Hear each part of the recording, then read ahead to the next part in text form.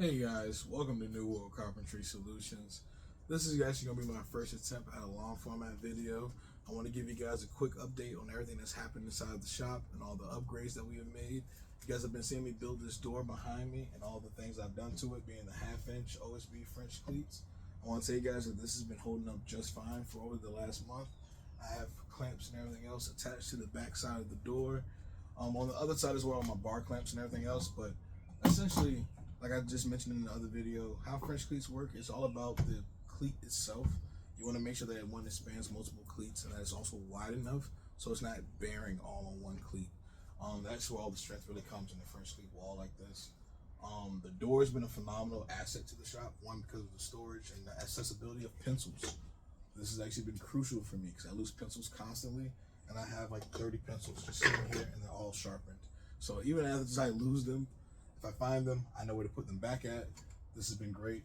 The marker board has actually been helping me to organize a lot of stuff that I typically forget. If you guys haven't noticed, I typically freestyle everything because I typically just do voiceovers. This mic is giving me the ability to talk directly to you guys. So if you guys have any questions, definitely leave them down in the comments. And I wanted to be able to show you guys again kind of the process and everything that's been happening inside the shop. So we're gonna do a quick walkthrough. Also want to show you guys the box truck because I know you guys haven't seen that in quite a while. That hasn't been on the channel because a lot of the stuff on the channel, stuff that I can manage to record, and that is typically stuff inside the shop. I did manage to get that accent wall. I do have a few other projects that I recorded on site, but I can't really get as in depth as I want to. Typically because I'm on a time crunch and I have clients that want stuff done. So the stuff inside the shop has been what the main focus of the videos have been. But I do have a couple other projects coming up where I can film on site, and with the microphone, I can definitely explain things as I do them. So let's just walk through the shop and kind of show you guys some of the changes and some of the upgrades. Starting back here at the door. These doors, again, phenomenal. Originally, I had my bandsaw and drill press actually over here in this corner behind the miter saw. They were all three grouped over here, but I think I like this setup better. The miter saw actually, when it's completely folded up, tucks right over here in this corner nicely. The radial arm saw, I just ordered a switch for it, so once I get that up and running, and I recently got a dado stack, this will make door builds a lot easier for tendons and everything else. So these two being grouped together in this corner is nice. Once the switch comes in, I'm going to build a new cabinet and table for it, get it down to the proper height so I can actually use it with the rest of my tools. The drill press and bandsaw are now over here, and the planer cart video, which will be the next series of videos, the drill press and bandsaw are actually right here in this corner. But now that I have the planer cart built how I do, the planer cart's going to go over here because it's going to work as in-feed for all my tools. Because the N.W.C.S, the head actually raises and lowers itself, it works proper for any type of in-feed. I kind of raise it up to meet any one of my tables. So it works as in-feed for the table saw, in-feed for the drill press and bandsaw. So I kind of like those two right there as well, because that allowed me to move my material bench over this way. And I can fit full sheets of plywood and stuff on the material bench and the cubbies in the back. The bench itself is 6 foot long, but I never put full sheets in it because it sticks out a foot on either side. But with how this setup is, to allow this door to still open fully, the bench needs to be off the wall slightly. So I can put a full sheet in there and not pretty much be losing any space because the bandsaw and drill press are also off of the bench just a little bit. So now I have an option for full sheets of plywood and stuff. They can now slide into that cubby right there. Be a little bit of a pain because I would slide the cart forward to slide sheets out, but it'll be nothing to pivot it out this way and slide a full sheet down this alley. I like these two here because it still leaves me plenty of space in between the table saw to walk through. With the planer now going back into the corner over there, that leaves this wall empty. The compressor is going to go back into the back room, so this whole wall will now be empty, and that's going to be where I put my hand tool bench. I recently picked up this wind dust collector that's going to be mounted to the wall. I just got the canister filter and the separator top.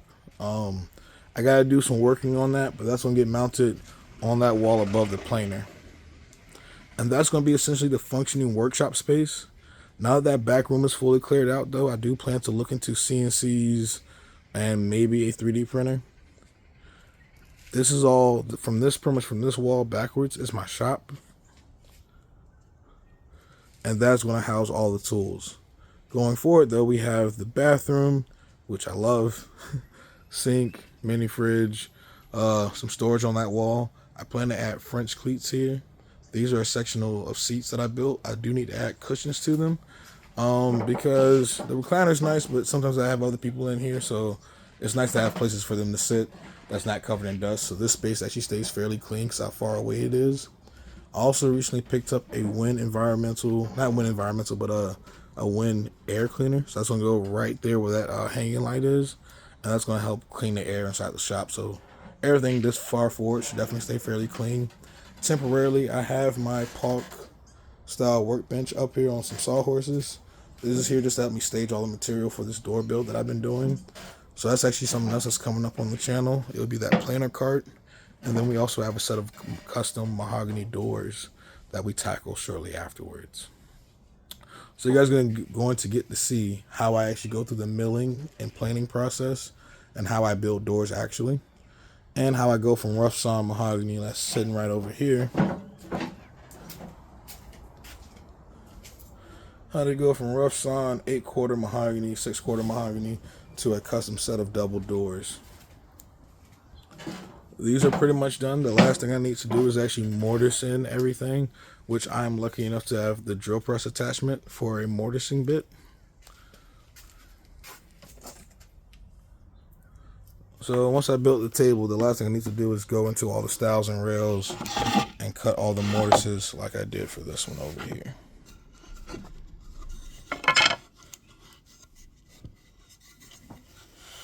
Come out of there.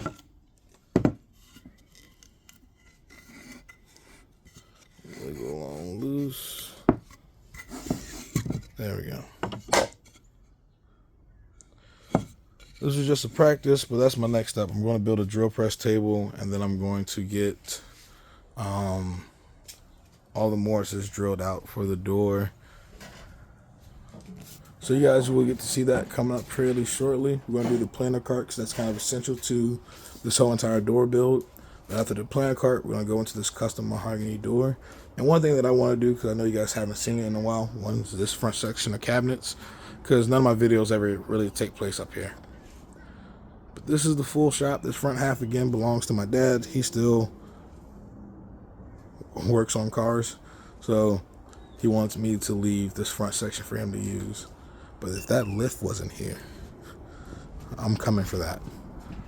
But another thing you guys probably haven't seen in a while is the N.W.C.S Carpentry mobile workshop.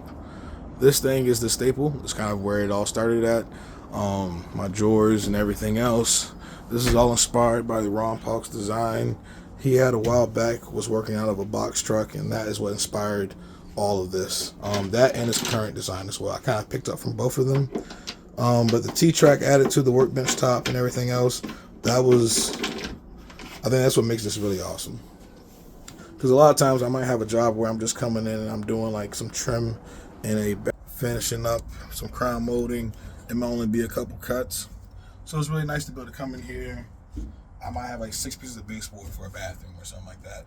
And that's all I need to do because it's a bathroom remodel and that's the only trim that's going in. It's nice to be able to come in here and not have to fully set up on a job site.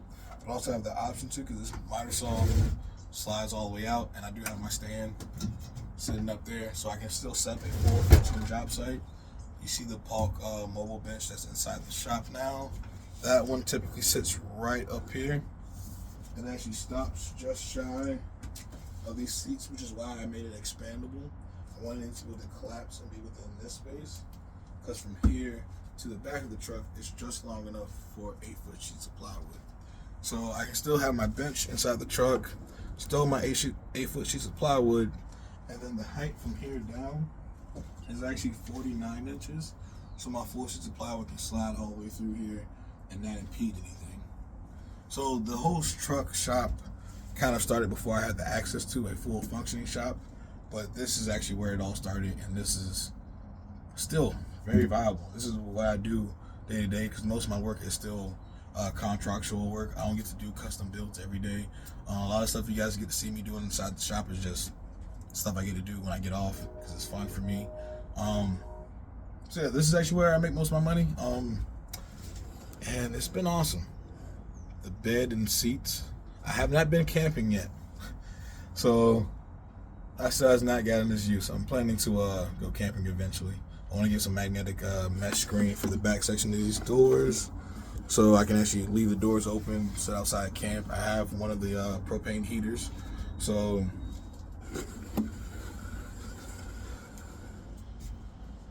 random thoughts. Sorry. Just wanted to keep this a short video, kind of update you guys, show you everything from the inside of the shop to, again, where it actually all started. I might give you guys a quick little walk. These are the Polk-inspired cubbies with the dividers. I can move them left or right. Various storage, sawzalls, circular saw. I added lift top bins because the whole outside of the box truck has storage on the outside. So these metal bins protrude inward. So actually, I was left with dead space when I made my countertop height. So that doubles as storage going down the full length of the truck. And then all these just fold down like so to cover the stuff down there. But that also acts as passive storage for everything in the lower section of bins. The miter saw itself actually folds up into the wall. There's a folding leg down there. It's magnetic. So yeah, a lot of you guys who are newer to the channel probably actually haven't even seen the truck. So just a quick glimpse of where it all started. And yeah, ladder storage and whatnot up top. I need a new table saw. I hate this one. I'm planning to get the Flex battery and corded one, and that will be a huge upgrade to the shop itself. But yeah, if you guys have any questions, please make sure you guys like, comment, subscribe, and let me know if you guys are on for a little bit. And also, please give me input. Let me know, because I have a ton of builds inside the garage now, from the miter saw cart, the outfeed table, the doors. I want to make long format videos once I can put out more information to everybody else. So if you guys have any questions, definitely leave them down in the comments, and I'll see you guys in the next one. Peace.